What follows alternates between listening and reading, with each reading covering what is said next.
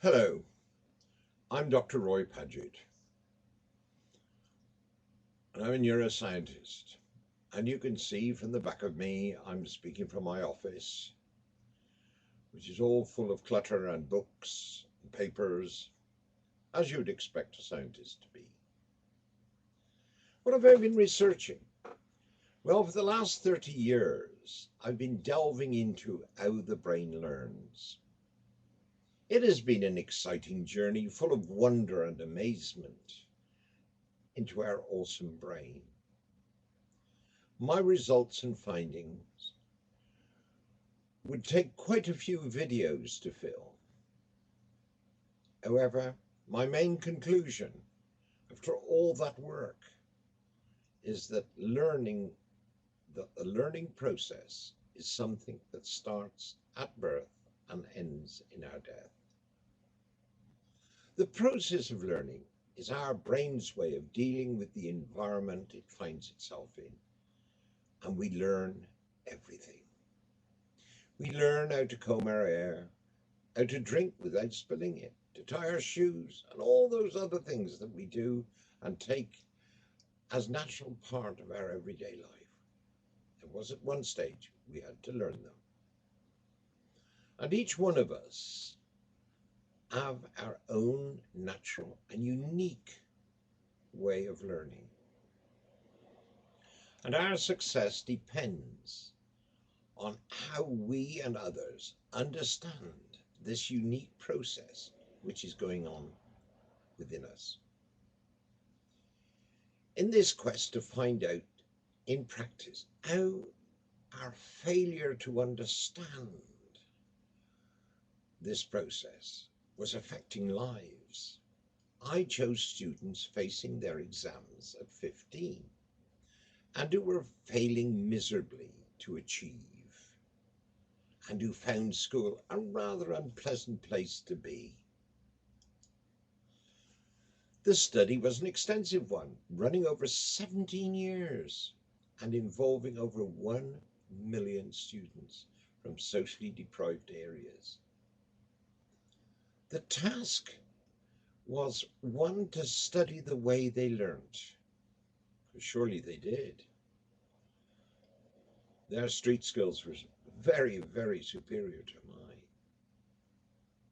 To carry out an in-depth investigation into their emotional approaches to their lives and to their learning. Could we then give them learning skills which had synergy with their style of learning that could help them understand the knowledge given to them sufficiently to lift their grades? By doing this, we had an external way through the schools and their measured results of measuring our success. To date, over 80% of them went up 1 grade or more. And I'm pleased to tell you that many of them continued this approach into their adult life. For I know 75 of them who now have got their PhDs. So why did education and school fail them? From the study, the greatest percentage of them were visual learners. In other words, their process of learning was led by their right hemisphere and not their left. Teaching in schools is largely directed to our left brain, catering for what I call the ASL student, the auditory sequential learner. So to the VSL, every lesson they attend is boring at least and often a living hell. And due to the slow way schools adapt to change, there is little evidence that a multifaceted approach to teaching ASLs and VSLs in the same classroom has been incorporated. And yet it is easy to install with little or no investment. And from my colleagues across the world, that this reluctance of schools to adapt to this change is endemic. The result of this is that we fail at least 40% of our students to a life of mediocrity and often failure. A visit to a prison or young offenders institutions will clearly show you what I mean.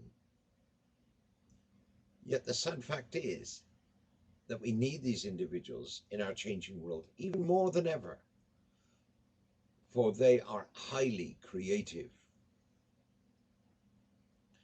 I see that the challenge of all schools is to close the yawning gap between education, what we give to students, and learning, how they receive it. By doing so, we can almost eliminate adverse behavior in the classroom, get rid of teaching teachers how to control a class, and get them to concentrate their efforts on how to get their students into an optimum learning state. It will also nullify the attitude of which, if they do this, will be redundant anyway. But above all, make learning fun for all students, whether they're VSLs or ASLs. We will have to take these steps in our schools. That I can guarantee. If it's not today, or tomorrow, or next week, or next year, the question we have to ask is when.